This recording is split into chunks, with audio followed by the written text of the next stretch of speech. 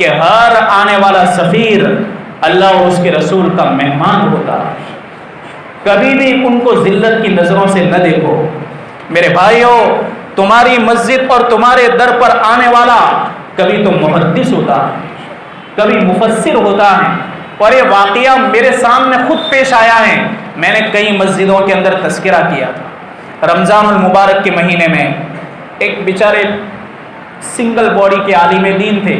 دکھائی دینے میں لگتا تھا کہ یہ مدرسے نے ان کو خالی چندے کے لیے رکھا. چندہ کرتے ہوں گے تو ہر مہینے میں ان کو سیلری مل جاتی ہوگی، تنخواہ ملتی ہوگی.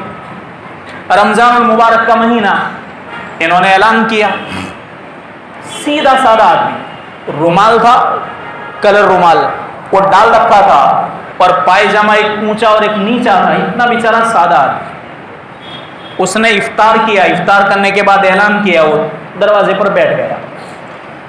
اخیر میں ہم 2-3 نکلے تو میں نے دیکھا کہ کچھ رقم تھی.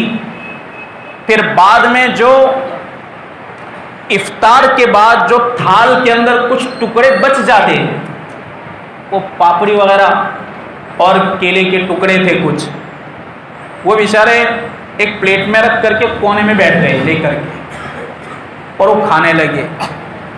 تو میں نے پوچھا کہ بھائی آپ کے کھانے کا کسی نے کہا ہے؟ تو کہا نہیں، میرے لیے کافی ہیں یہ، میں کھا کے دوسری مسجد میں چلا جاؤں. تو پھر میں نے باتوں میں یہ پوچھ لیا کہ آپ اس مدرسے میں کیا خدمت انجام دیتے.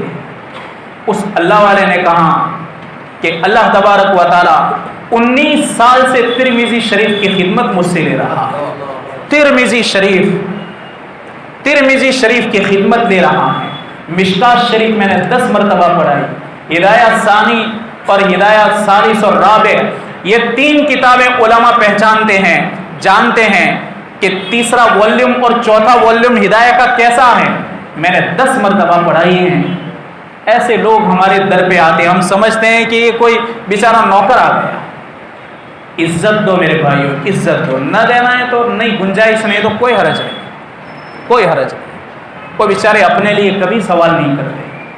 جب کبھی بھی چندہ والا میرے بھائیوں رمضان کے اندر، چاہے ہمارا مقامی آئے چاہے باہر کا آئے، اگر گنجائش ہو تو دے دو، باقی ان کو سنانے کی کوئی ضرورت نہیں. اگر آپ نے کچھ 2 بول کہہ دیے تو یہی 2 بول آپ کے لیے جہنم کا فیصلہ کر دیں گے. اس لیے اسے بہت احتیاط کرنا چاہیے.